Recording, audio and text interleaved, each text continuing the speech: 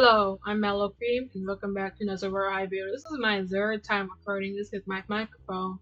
I changed the settings and the audio. I did not update the audio equipment. The audio equipment sounded significantly worse than it did before.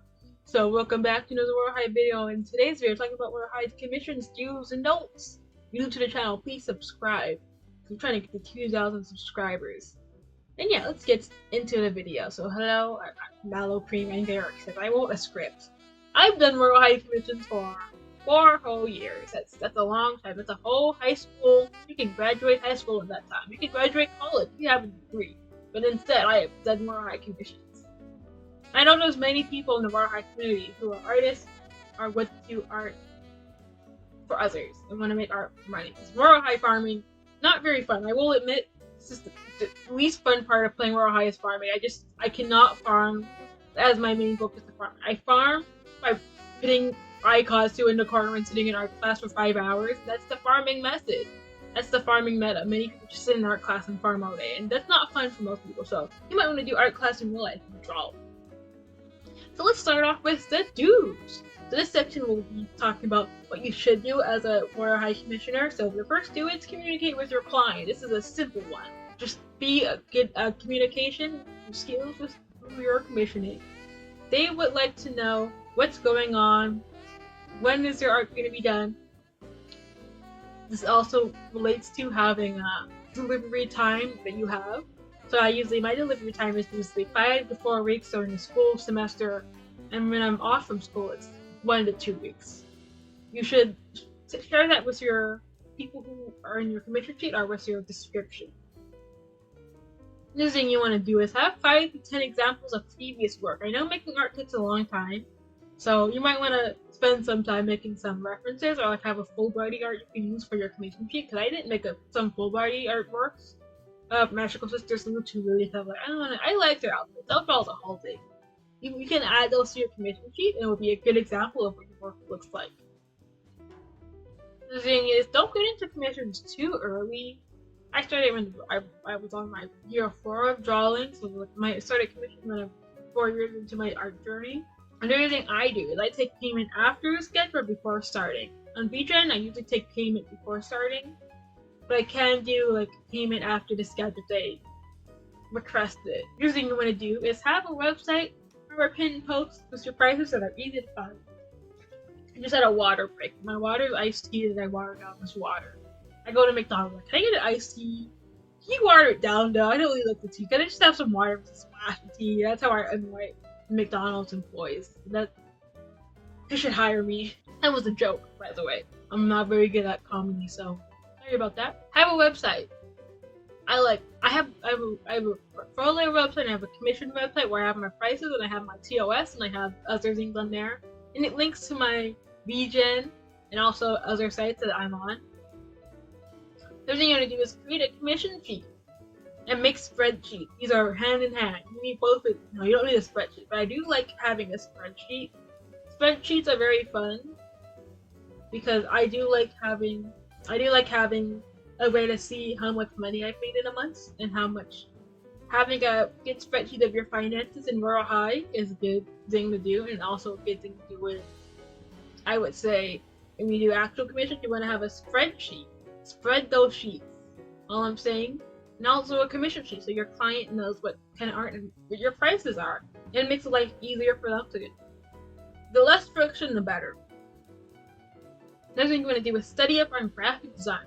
When you make your commission sheet, your graphic design has to be, I think, at least a little bit, because you don't want to have graphic design as my prison as your commission sheet. That's not going to get many clients in the door, unless they want that kind of thing. But you want to have a graphic design style that flows, that looks good, makes sense, that follows your eye movement follows the art. That's what your graphic design should be.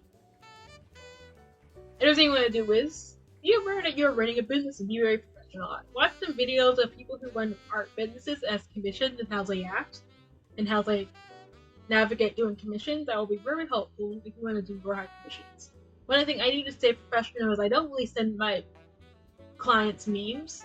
That's not professional. Don't send clients memes. Send your friends your memes. Another thing that's unprofessional is to DM unsolicited. That's like a later thing. Another thing you want to do is make art for fun. If you're doing commissions, you should also have like art for fun.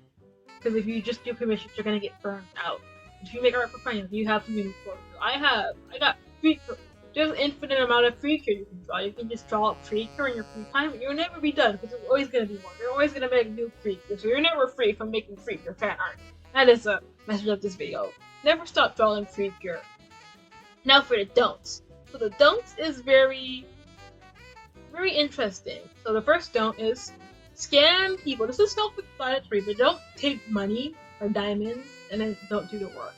That's not cool. Don't advertise use someone else's art in your portfolio to get commissions, get payment, and then you give them something that's not that. That's not cool. That's no good, as Sonic says.